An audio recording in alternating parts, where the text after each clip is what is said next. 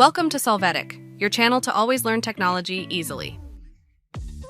Below in the description, you will find useful links we used in this video.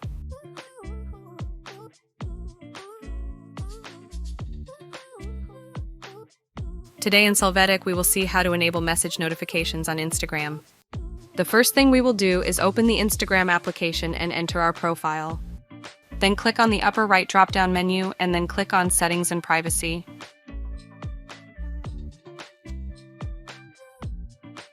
Here we are going to click on Notifications. In this window, we will click on the Messages and Calls option. Here we will be able to activate message notifications in the category we want. Surely, if you have general Instagram notifications disabled, I suggest that you activate them first.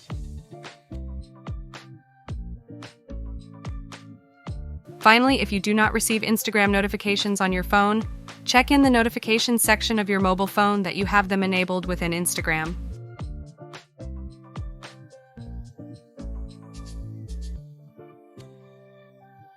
Hey, remember to subscribe Solvetic channel.